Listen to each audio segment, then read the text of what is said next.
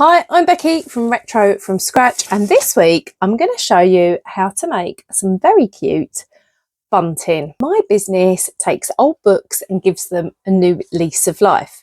Now, consequently, for the banner for my store, I use book paper, and this bunting here is actually over 5 years old. I just fold it up and pack it away and then get it back out again. It is starting to get a little bit tatty, but I just wanted to show it to you because it just proves it isn't just a one event thing. This will last you potentially 5 years. Now, you really don't need anything fancy. You need some paper, you need some scissors, a pencil, and some ribbon, and I like to use a 10mm, that's 1 centimetre width ribbon. And if you want to, we can upgrade. So if you don't want to use scissors and you want to get a perfectly straight line, then you may want to swap your scissors for a craft knife and a metal ruler. I use a cork backed one that just helps prevent it from slipping, and you'll also need a craft mat, and I'll show you how we cut with those in a moment. And don't forget the glue. I would recommend the Yoo-hoo glue.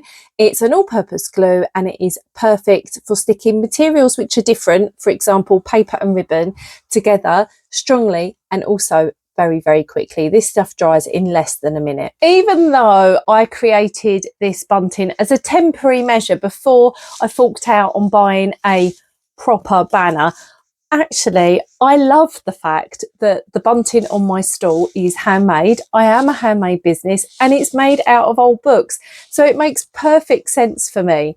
But you could also create similar if you are doing a birthday party for somebody who loves books, or a wedding banner, again, with a bookish theme. So I think there's absolutely loads of scope on creating bunting, and it really doesn't take that long at all. You can have lots of fun with it. So I'm going to be showing you using book paper. I have a lot of this to hand and left over, and this is how I made my gazebo bunting. And this is actually quite large. So what I would suggest is when you're making your bunting, you want to make it to the size that suits you. And I'm just going to go with the book paper here and show you how that works. But if you notice, my actual banner sign is actually quite a bit smaller. The triangles are smaller, and that's because I've used a different technique. I will show you how I did that a little bit later on. We're just going to start with the simple bunting to begin with. So let's get started. So I'm just going to use the book paper here, and all you need to do is measure the width of your paper, which is 12.5 centimetres. And now what you need to do is divide that by 2. And so that gives us 6.25. So I'm just going to measure that here on my page down the bottom. And then all I'm going to do is go from the top corner down to that centre mark and draw a line. And then I'm going to do exactly the same from the other corner.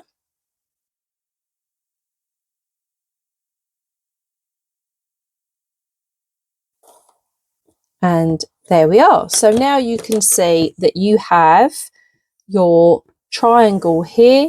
We're going to cut these bits away so we didn't need to worry about this rough edge. And then we have our first piece of bunting.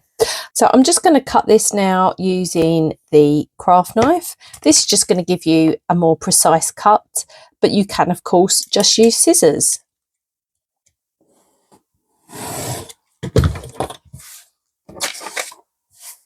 And you can make as many of these as you wish. So if you know how long you've got an area that you want to hang your bunting up for, then you just get your ribbon, you cut it to that length, and then you want to sort of leave a gap in between each of these. You don't want them butt right up next to each other. You want to leave at least 1 centimetre, if not maybe 2 centimetres in between each of the triangles. And to glue it, what we're going to do is use Yoo-hoo, this is the best glue for this job. And you literally, you don't glue the ribbon, you glue the triangles. You lay all your triangles out on the floor, one after another, and you apply a thin line of glue like so, and then you can just place your ribbon on top, gently press that on, and then move on to the next one and continue until you have filled your complete piece of ribbon. So matching my top is my spellbinding die cutter, and this is used in card making. Generally these sorts of tools, they're like a giant mangle to cut paper and card, and you use metal dies and sandwich them together. So we're going to use this to make the next lot of bunting. There are lots of different die cutting machines, and you can get them online or where you would normally buy your craft supplies. You'll find them in the card making section. Now for my banner, I didn't leave a gap in between each letter, which was a mistake. I think it would have been better if I had, because sometimes the bunting wants to twist, and then it means if you haven't left a gap, it actually will start to pull away from in between the letters. It will want to twist, for example, in the wind, when it's blowing, that sort of thing, especially if you're doing outdoor events. But again, remember, I've said this has lasted me 5 years, so I think it's done incredibly well, even though some of the triangles have curled up a little bit. Now, the font that I've done here is a typewriter font, and if you've ever bought one of my notebooks, you will know that inside my planners I use this font. It's called My Underwood, and it looks like a typewriter, so I wanted to continue that. This is not my business name, you'll notice. So my business name is Retro from Scratch. This banner says Nostalgic Notebooks. It tells you exactly what it is. And that's really important, because I want to get that across straight away at the craft fair and not have people just thinking that they're just books. Now, if you have a die cutting machine, it's like a mangle, then you can use dies like this. And in fact, I got a whole packet of all different sizes, and I'm using the largest size here. This one measures 10.5 centimeters at the top, and the height is 13 centimeters. And what we can do with this is create lots of these triangles very, very quickly. So using the Spellbinder tool, we're going to place the large triangle onto this board, and then we're going to place some paper. So again, you can use any paper that you like. I'm using the book paper, and you can actually cut easily 5 sheets of this stuff at one time. So as you can see, this is much quicker than doing it by hand. So you basically create a sandwich, you put this mat over the top, and then we're going to put this feed it into the machine like so. And I'm just going to place that there so you can see me cranking the handle. And I'm sorry, it's shaking the table, which is shaking the camera.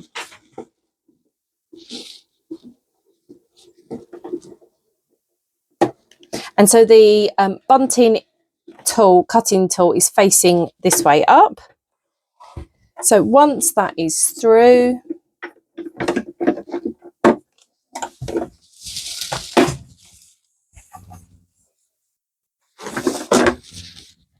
you can see here, if I just pull this away, that has cut through beautifully. And now I have lots of these all ready to go. Now, I personally prefer to use the die rather than a Cricut machine, because I find that book paper can be very temperamental on the machine. It can get torn very easily. So I prefer to do it this way or cut by hand. But like I say, the Cricut machine was perfect for creating my letters for the banner. So if you haven't got a Cricut, then you could freestyle and just write on there, paint on there. But I also have another little tool which is very, very handy. This is the alphabet punch board. This will help you create every letter from the alphabet and numbers too. So what we're going to do is create the letter N for notebook, and what you need to do first of all is prep your paper. So you're going to need some paper which is 3.5 by 6.4 centimetres. So I have actually cut this to size already. And then you go to the book, you can pick what letter you want and it will give you the instructions for that letter in particular. Okay, so here is the letter N. And I'm just going to place this into the machine. So first of all, we're going to pop it in here and press this punch down. And we have this shape. Then we're going to pop this into here. So, and then clamp that down. And then this little tool here has a little blade on it. I don't know if you can see that. You have to be very careful because it's rather sharp. And then what you're going to do is actually put this in here. So it's got a little this little notch here, fits into the groove of the plastic, and we're going to put it in from where it starts. The cut starts there where we just cut out that hole. Pop that in like so and slide it to the left. And then I'm going to do the same for the other side. Like so. Pop that back in there. And let's open it up. And that has now taken out the centerpiece. And then we just need to round off the top, which we can do with this punch.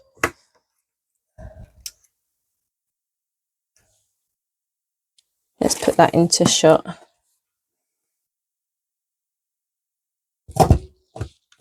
And there we have our letter N. And that is actually quite a good size for this piece of bunting. And you can then do all the other letters that you might need. So this obviously does take longer because you've got to cut each of these pieces to size before you then start punching.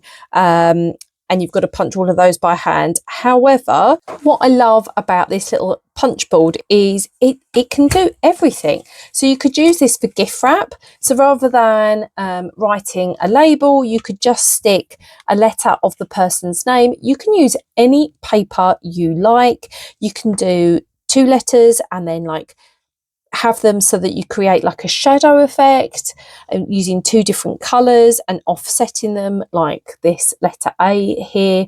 There's so much that you can do with this little punch board. It's a really clever little idea. If you are interested in getting one, then I have popped a link in the description. So once you have finished your sign, then all I do is actually just use some safety pins at the end of my ribbons, and that's how I attach them onto my stall. I think this bunting is really effective. It really stands out and it's cost effective. It really isn't going to cost you an arm and a leg. You can, of course, get professional banners printed and they are reasonably priced. However, if something changes, then you aren't going to be able to change that and you're going to have to discard it and throw it away. whereas at least with paper bunting, it can be recycled. I hope you found this craft tutorial really helpful, whether you're making bunting for a party or a craft stall. I really hope it gives you some inspiration. I'd love to see what you make. Remember to give us a like and a subscribe so you don't miss my future videos. And I'll be back here next week with some more crafting tips. If you are a craft seller and you'd like more ideas on how to create craft displays that help sell your products, then you might like my free ebook, which is called From Browsers to Buyers. And all you need to do, I'll put the link down below in the description. Just click on the link to get your free copy. I will email it to you straight away. And I think you'll find it really, really useful. And I hope to see you here again this time next week. And if you're after some more crafting, then do check out my next video. I think you're going to love it. I'll see you soon.